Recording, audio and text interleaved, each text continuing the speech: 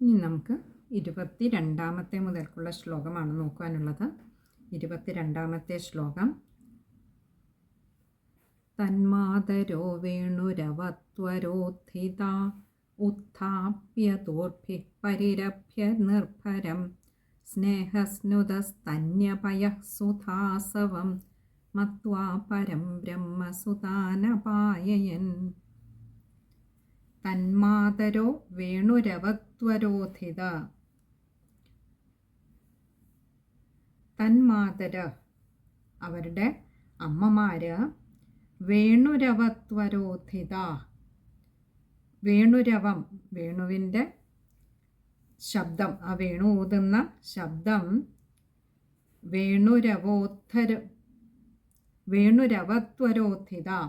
അത് കേട്ടിട്ട് ബന്ധപ്പെട്ട് എഴുന്നേറ്റ് വന്ന, ഉത്ഥിത എന്ന് പറഞ്ഞാൽ എഴുന്നേറ്റവരായിട്ട്. ഉത്ഥാപ്യ ദോർഭി പരിരഭ്യ നിർഭരം. ഉത്ഥാപ്യ എന്ന് പറഞ്ഞ് എഴുന്നേൽപ്പിച്ചു. ദോർഭി എന്ന് പറഞ്ഞാൽ കൈകൾ കൊണ്ട്. പരിരഭ്യ നിർഭരം. പരിരഭ്യ എന്ന് പറഞ്ഞാൽ ആലിംഗനം ചെയ്തു. നിർഭരം എന്ന് പറഞ്ഞാൽ അതങ്ങനെ നിറഞ്ഞു നിൽക്കുന്നതായിട്ട്. സ്നേഹസ്നുത സ്തന്യപയഃ സുധാസവം. സ്നേഹസ്നുത സ്തന്യപയഃ സുധാസവം. സ്നേഹമാകുന്ന, സ്നേഹസ്നുത എന്ന് പറഞ്ഞാൽ സ്നേഹം കൊണ്ട് അതങ്ങനെ ഒഴുകിക്കൊണ്ടിരിക്കുന്ന. സ്നുത സ്തന്യപയഃ അതായത് അവരവരുടെയൊക്കെ ആ ഓരോ അമ്മമാരുടെയും മാറിൽ നിന്നും തൻ്റെ കുഞ്ഞുങ്ങളോടുള്ള ആ ഒരു വാത്സല്യാമൃതം കൊണ്ട്, സ്നേഹം കൊണ്ട് അങ്ങനെ മാറിടം ചുരന്നൊഴുകിക്കൊണ്ടിരിക്കുന്നതായ ആ പാലിനെ പയ സുധാസവം. അങ്ങനെ ഒഴുകിക്കൊണ്ടിരിക്കുന്ന ആ പാല് ഇവിടെ അമൃതം പോലെയുമാണ്. അതേപോലെ തന്നെ സുധ എന്നാണ് പറഞ്ഞത്. അമ്മമാരുടെ ആ വാത്സല്യം നിറഞ്ഞൊഴുകുന്നത് കൊണ്ട് തന്നെ സ്നേഹത്തിൻ്റെ ഒരു മാധുര്യവും അതിനുണ്ട്. അങ്ങനെയുള്ള അതിനെ മത്വാ പരം ബ്രഹ്മ സുതാനപായയൻ. മത്വ എന്ന് പറഞ്ഞാൽ അങ്ങനെ ഇങ്ങനെ വിചാരിച്ചിട്ട്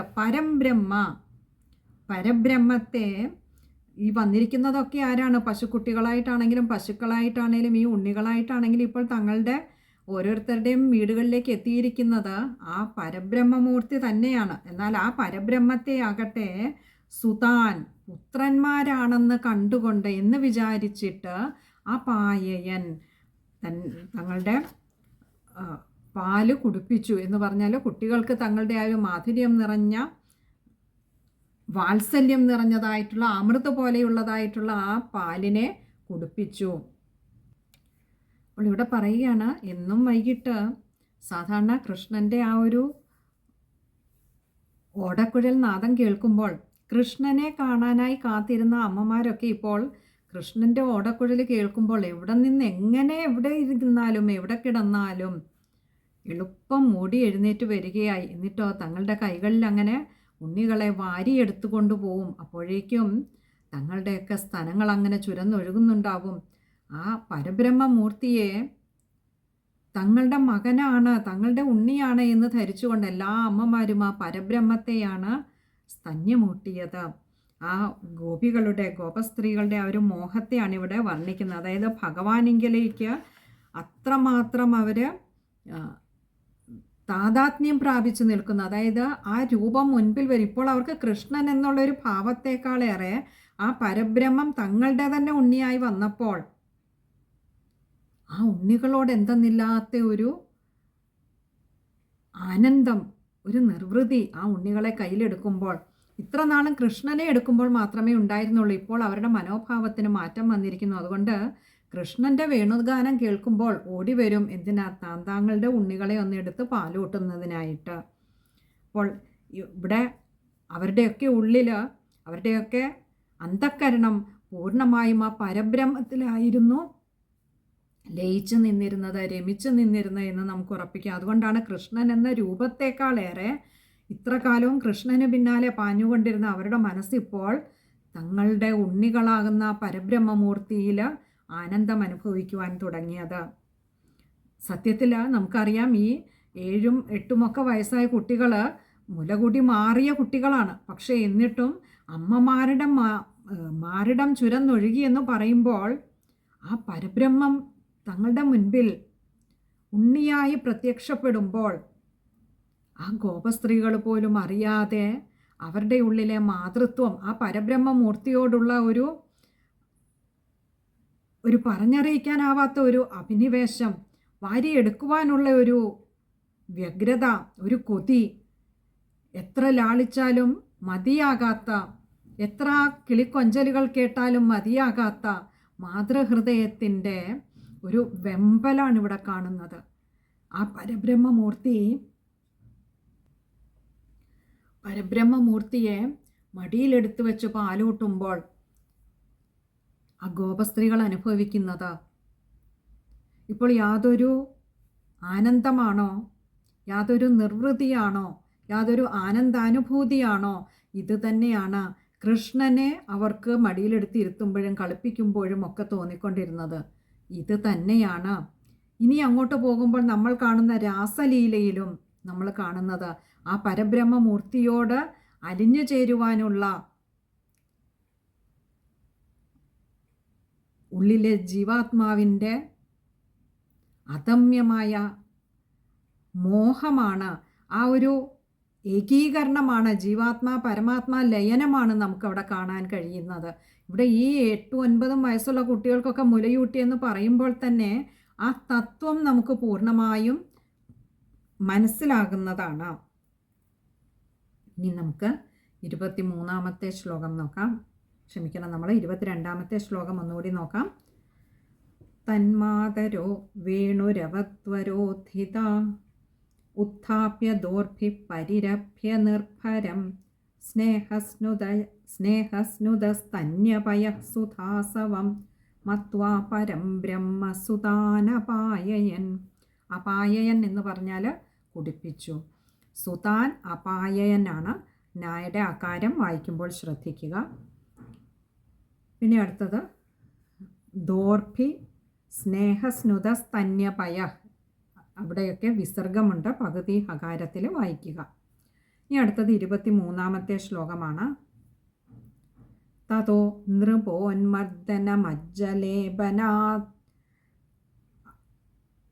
മജ്ജലേപനാലങ്കാര രക്ഷാതിലകാശനാദിഭീം സംലാളിത സ്വാചരിതൈ പ്രഹർഷയൻ സായം ഗതോ യാമയമേന മാധവ.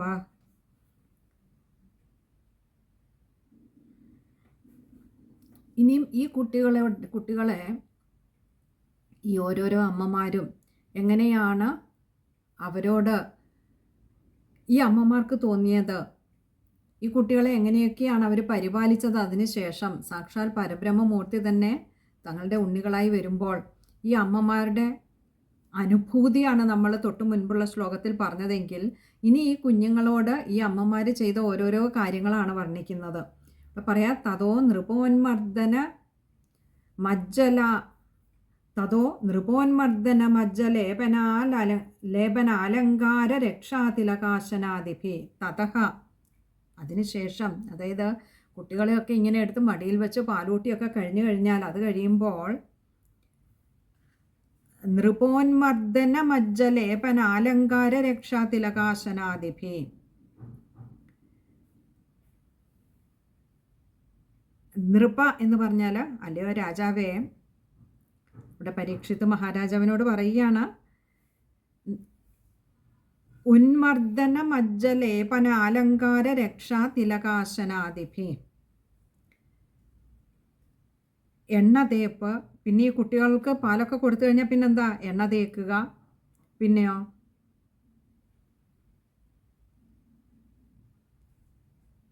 കുളിപ്പിക്കുക, കുറിക്കൂട്ടൊക്കെ തൊടുക, തിലകങ്ങൾ, പിന്നെ അലങ്കാര രക്ഷാതിലകാശനാദിഭി, അലങ്കാരങ്ങളൊക്കെ ചെയ്യുക. രക്ഷാതിലകം എന്ന് പറയുന്നത് നമ്മൾ ഈ പ്രസാദമായിട്ടുള്ള കുറിക്കൂട്ടുകൾ, ഭഗവാന്റെ അല്ലെങ്കിൽ താങ്കളുടെ രക്ഷയ്ക്കായിക്കൊണ്ട്, ഇപ്പം കുഞ്ഞുങ്ങളുടെയൊക്കെ രക്ഷയ്ക്കായിക്കൊണ്ട് മന്ത്രം ജപിച്ച് പരിശുദ്ധി വരുത്തിയ അങ്ങനത്തെ തിലകങ്ങൾ, കുറിക്കൂട്ടുകളൊക്കെ തേപ്പിക്കുക, എണ്ണ തേച്ച് കുളിപ്പിക്കുക തുടങ്ങിയ ആദിഭി തുടങ്ങിയവയൊക്കെ ചെയ്യുക കൊണ്ടുപോയിട്ട്. കഴിഞ്ഞില്ല, പിന്നെയോ പൊട്ടുതൊടും എന്നും പറഞ്ഞു. പൊട്ടു തൊടുക, തിലകങ്ങൾ തൊടിയിക്കുക കുഞ്ഞുങ്ങളെ. പിന്നെ അതിനുശേഷം അശനാദിഭി പോയി അശനം ഭക്ഷണം കൊടുക്കുക അതിനുശേഷം. അപ്പോൾ വരുന്ന പാടെ ഉണ്ണികളെ വാരിയെടുത്ത് മടിയിലിരുത്തി പാല് കൊടുക്കുക. അതിനുശേഷം എണ്ണ തേപ്പിക്കുക, കുളിപ്പിക്കുക. പിന്നെ അതിനുശേഷം കുറിക്കൂട്ടണിയിക്കുക, അലങ്കാരങ്ങളൊക്കെ ചെയ്യുക. അലങ്കാരങ്ങൾ എന്ന് പറയുന്നത് കൃഷ്ണനെ എങ്ങനെയാണ് ഇവർ ഒരുക്കാൻ ഇത്ര കാലവും ഇവർ പണിപ്പെട്ടുകൊണ്ടിരുന്നത്, കൃഷ്ണനെ എങ്ങനെയൊക്കെയാണ് ഇവർ സേവ ചെയ്തുകൊണ്ടിരുന്നത്, അതേ രീതിയിൽ ഇപ്പോൾ തങ്ങളുടെ ഉണ്ണികളെയും അവർ ചെയ്യുവാൻ തുടങ്ങി. എണ്ണ തേപ്പിക്കുക, കുളിപ്പിക്കുക, വെണ്ണ കൊടുക്കുക, പൊട്ടുതൊടുക. ഇതെല്ലാം കഴിഞ്ഞതിന് ശേഷം, അലങ്കാരങ്ങളെല്ലാം ചെയ്തതിന് ശേഷം ഭക്ഷണം കൊടുക്കുക. അതിനും ശേഷം സംലാളിത സ്വാചരിതൈ പ്രഹർഷയൻ. സംലാളിത, അതിനുശേഷം നന്നായി അവരെയൊക്കെ ലാളിക്കുക, എടുത്ത് മടിയിൽ വെച്ചിട്ട്. എന്താ ഈ ഉണ്ണികളുടെ ഒരു ഭംഗി! ഇത്ര കാലവും തോന്നാത്ത ഭംഗിയാണ് ഇപ്പോൾ തങ്ങളുടെ ഉണ്ണികൾക്ക് ഉണ്ടെന്ന് ഈ അമ്മമാർക്ക് തോന്നുന്നത്. പിന്നെയോ സ്വാചരിതൈ പ്രഹർഷയൻ. സ്വാചരിതൈ എന്ന് പറഞ്ഞാൽ തങ്ങളുടെയൊക്കെ വ്യാപാരങ്ങളെ കൊണ്ട് പ്രഹർഷയൻ സന്തോഷിപ്പിക്കുന്നവനും. അതേപോലെ സായം ഗതോ യാമയമേന മാധവ. സായം എന്ന് പറഞ്ഞാൽ സായങ്കാലം, വൈകുന്നേരങ്ങളിൽ ഗതഹ പ്രാപിച്ചവനായിട്ടുള്ള യാമയമേന മാധവ. മാധവ എന്ന് പറഞ്ഞാൽ മായാധിനാഥനായിട്ടുള്ള ഭഗവാൻ തന്നെ. യാമയമേന, യാമങ്ങളിലുള്ള നിയമം കൊണ്ടും. അപ്പോൾ ഇവിടെ പറയാം, അല്ലയോ രാജാവേ, ഈ ഓരോ യാമങ്ങളിലുമുള്ള നിയമങ്ങളെ കൊണ്ടും അതുപോലെ തന്നെ തങ്ങളുടെയൊക്കെ വ്യാപാരങ്ങളെ കൊണ്ടും സന്തോഷിപ്പിക്കുന്നവനും. അതേപോലെ വൈകുന്നേരങ്ങളിൽ വീട്ടിലെത്തിക്കഴിഞ്ഞാലോ ഈ മായാധിനാഥനെ പിന്നീട് എന്താ ചെയ്യുന്നത്? അപ്പോൾ ഈ പോകുന്നതും വരുന്നതും അതായത് ഈ കുട്ടികളുടെ പടയെല്ലാം, ഈ പശുക്കുട്ടികളായിക്കോട്ടെ ഈ ഗോപബാലന്മാരായിക്കോട്ടെ എല്ലാം ഒന്ന് തന്നെയാണ്. ഈ പരബ്രഹ്മമൂർത്തി തന്നെ പല വേഷങ്ങളിൽ പല രൂപങ്ങൾ സ്വീകരിച്ചിരിക്കുന്നു എന്ന് മാത്രം. അവിടെ പോവുക, പരബ്രഹ്മമൂർത്തി ആത്മാരാമനായിട്ടുള്ള ഭഗവാൻ തൻ്റെ തന്നെ വിവിധ രൂപങ്ങളുമായിട്ട് അവിടെ ഉല്ലസിക്കുക. എന്നും പതിവ് പോലെ സായങ്കാലമാകുമ്പോൾ തിരിച്ചു വരിക, വേണുവൊക്കെ ഊതിക്കൊണ്ട് വരിക. ഈ വേണു രവം കേൾക്കുന്നതിനായിട്ട് കാത്തിരിക്കും ഈ അമ്മമാർ. ഇപ്രാവശ്യം പക്ഷേ കൃഷ്ണനെ കാണാനല്ല, തങ്ങളുടെ ഉണ്ണികളെ കൊണ്ടുവന്ന് മടിയിലിരുത്തി പാലൂട്ടാനും അവയെ കുളിപ്പിച്ച് കുറിതൊടിയിക്കാനും അലങ്കാരങ്ങൾ ചെയ്യുവാനും അങ്ങനെ ഒരുക്കി ലാളിച്ച് അവർക്ക് ഭക്ഷണം കൊടുക്കാനും ഒക്കെയായിട്ട് അമ്മമാർ കാത്തിരിക്കുന്നു. പരബ്രഹ്മം രൂപം ഏതായിരുന്നാലും അല്ലേ, കൃഷ്ണനായിരുന്നപ്പോൾ ഭഗവാനിൽ മാത്രമായിരുന്നു ഈ അമ്മമാർക്കൊക്കെ താല്പര്യമെങ്കിൽ ഇപ്പോൾ തങ്ങളുടെ പുത്രനായി വന്നു. അപ്പോൾ രൂപത്തിലല്ല അവർ ആ പരബ്രഹ്മമൂർത്തിയോട് തന്നെയായിരുന്നു ഒരു ബന്ധം സ്ഥാപിച്ചിരുന്നത് എന്ന് നമുക്ക് കാണാം ഇവിടെ. ഇനി നമുക്ക് ആ ശ്ലോകം ഒന്നുകൂടി നോക്കാം. തതോ നൃപോന്മർദ്ദനമജ്ജലേപനാലങ്കാരരക്ഷാതിലകാശനാദിഭിः സംലാളിതസ്വാചരിതൈः പ്രഹർഷയൻ സായം ഗതോ യാമയമേന മാധവ. ശ്ലോകം വായിക്കുമ്പോൾ ശ്രദ്ധിക്കേണ്ട കാര്യങ്ങൾ: സംലാളിത സ്വാചരിതൈ മാധവ, അതുപോലെ രക്ഷാതിലകാശനാദിഭി, അവിടെയുമൊക്കെയും വിസർഗമുണ്ട്, പകുതി ഹകാരത്തിൽ വായിക്കുക. അതുപോലെ നൃപോന്മർദ്ദന മജ്ജലേപന അലങ്കാര രക്ഷാതിലകാശനാദിഭി, അതത്രയും കഴിയുന്നതും ചേർത്ത് തന്നെ വായിക്കാൻ ശ്രമിക്കുക. ഇനി അടുത്തത് 24-ാമത്തെ ശ്ലോകമാണ്. ഗാവസ്തതോ ഗോഷ്ഠമുപേത്യ സത്വരം ഹുങ്കാരഘോഷൈ പരിഹൂതസംഗതാൻ സ്വകാൻ സ്വകാൻ വത്സതരാനപായയൻ മുഹുർലിഹന്ത്യ സ്രവദൗഷധം പയ. ഗാവസ്തതോ ഗോഷ്ഠമുപേത്യ സത്വരം. ഗാവഹ തതഹ ഇങ്ങനെ രണ്ട് വാക്കുകൾ ചേരുന്നതാണ് ഗാവസ്തതോ. ഗാവഹ എന്ന് പറഞ്ഞാൽ ഗോക്കൾ, തതഹ എന്ന് പറഞ്ഞാൽ പിന്നീട്, അതായത് വനത്തിൽ നിന്ന് ഗോഷ്ഠമുപേത്യ സത്വരം, ഗോഷ്ഠം ഉപേത്യ, ഇങ്ങനെ രണ്ട് വാക്കുകൾ ചേരുന്നതാണ് ഗോഷ്ഠമുപേത്യ.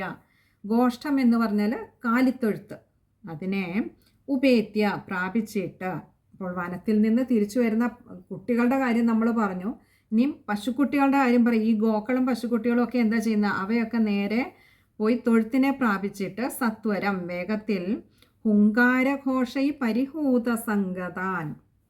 ഹുങ്കാരഘോഷൈ എന്ന് പറഞ്ഞാൽ ഹുങ്കാരഘോഷങ്ങൾ കൊണ്ട് പരിഹൂത സംഗതാൻ വിളിക്കപ്പെട്ടും അതുപോലെ തന്നെ സംഗതാൻ തന്നോട് സംഘത്തിൽ വന്നു ചേർന്നവയുമായിട്ടുള്ള സ്വകാൻ സ്വകാൻ വത്സതരാനപായയൻ. സ്വകാൻ സ്വകാൻ അവരവരുടെ വത്സതരാൻ അപായയൻ താങ്കളുടെ പശുക്കുട്ടികൾ, തങ്ങളുടെ അടുത്തേക്ക് വരുന്ന പശുക്കുട്ടികളെ ഓരോരുത്തരെയും അപായയൻ കുടിപ്പിച്ചു. എന്താ? മുഹുർ ലിഹന്ത്യ സ്രവദൌഷധം പയ. മുഹു വീണ്ടും ലിഹന്ത്യ നക്കുന്നവയായിട്ട്, അതായത് ഈ പശുക്കുട്ടികളെയൊക്കെ വീണ്ടും നക്കിത്തുടയ്ക്കുക. അതിനുശേഷം സ്രവദൌഷധം പയ. സ്രവത്ത് എന്ന് പറഞ്ഞാൽ ഒഴുകുന്നതും, ഔഷധം ഔധസം.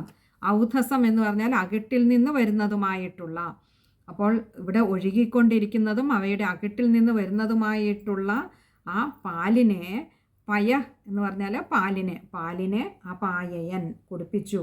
ഇവിടെ കുട്ടികളെയൊക്കെ നമ്മൾ കണ്ടു. ഈ ഗോപക്കുട്ടികളെയൊക്കെ അമ്മമാരെങ്ങനെയാണ് എങ്ങനെയാണ് അവരെ പരിലാളിച്ചത്. പരബ്രഹ്മമൂർത്തി തന്നെ അവരുടെ കുട്ടികളായിട്ട് വന്നപ്പോൾ എങ്ങനെയാണ് അവർ പരിപാലിച്ചത് എന്ന് കണ്ടു. അപ്പോൾ ഇവിടെ ഇനിയും അടുത്തത് പറയുന്നത് ഈ പശുക്കളും പശുക്കുട്ടികളും ഒക്കെയും ഭഗവാൻ തന്നെയാണല്ലോ, പരബ്രഹ്മമൂർത്തി തന്നെയാണല്ലോ ഈ രൂപം എടുത്തു വന്നത്. അപ്പോൾ പറയുകയാണ് അവർ നേരെ അവരവരുടെ തൊഴുത്തിലേക്ക് പോകും.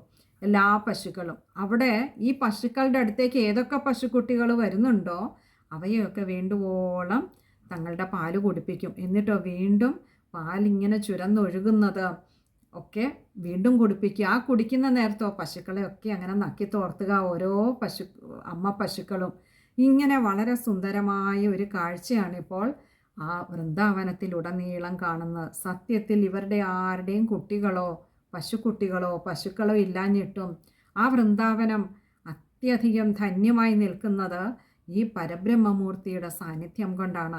പരബ്രഹ്മമൂർത്തി എല്ലായിടവും ഏതേത് രൂപത്തിൽ പ്രകാശിക്കണമോ ശോഭിക്കണമോ അതാത് രൂപത്തിൽ അത്യധികം സുന്ദരമായി ശോഭിച്ചുകൊണ്ട് എല്ലാവർക്കും ശാന്തിയും സമാധാനവും കൊടുത്തുകൊണ്ട് അങ്ങനെ ഇപ്പോൾ വിലസുകയാണ്. എല്ലാവരുടെയും ഉള്ളിൽ ഇപ്പോൾ ആനന്ദം മാത്രമാണ്. ആരും രൂപങ്ങളിൽ ഭ്രമിക്കുന്നില്ല. കൃഷ്ണൻ എന്ന രൂപത്തിലല്ല ഇന്ന് തങ്ങളുടെ സമീപമുള്ള ആ പരബ്രഹ്മമൂർത്തിയിലാണ് എല്ലാവരും രമിച്ചുകൊണ്ടിരിക്കുന്നത്. ഇനി നമുക്ക് ആ ശ്ലോകം ഒന്നുകൂടി നോക്കാം. ഗാവസ്തോ ഗോഷ്ഠമുപേത്യ സത്വരം ഹുങ്കാരഘോഷൈ പരിഹൂത സംഗതാൻ സ്വകാൻ സ്വകാൻ വത്സതരാനപായയൻ മുഹുർലിഹന്ത്യ സ്രവദൌധസംപയ. ശ്ലോകം വായിക്കുമ്പോൾ ശ്രദ്ധിക്കേണ്ട കാര്യങ്ങൾ: ഗോഷ്ഠം ഉപേത്യാണ് മായുടെ ഉകാരം ശ്രദ്ധിക്കുക. അതുപോലെ ഹുങ്കാരഘോഷൈ മുഹുർലിഹന്ത്യ പയ ഇവിടെയൊക്കെയും വിസർഗമുണ്ട്, പകുതി ഹകാരത്തിൽ വായിക്കുക. പിന്നെ വത്സതരാൻ അപായയനാണ്. വത്സതരാൻ പശുക്കുട്ടികൾ, അപായൻ കുടിപ്പിച്ചു. അവിടെയും ശ്രദ്ധിക്കുക, നായുടെ ആകാരം ശ്രദ്ധിക്കുക. ഇനി അടുത്തത് 25-ാമത്തെ ശ്ലോകമാണ്. അത് നമുക്ക് അടുത്ത സത്സംഗത്തിൽ കാണാമെന്ന് കരുതുന്നു. ഹരേ കൃഷ്ണ.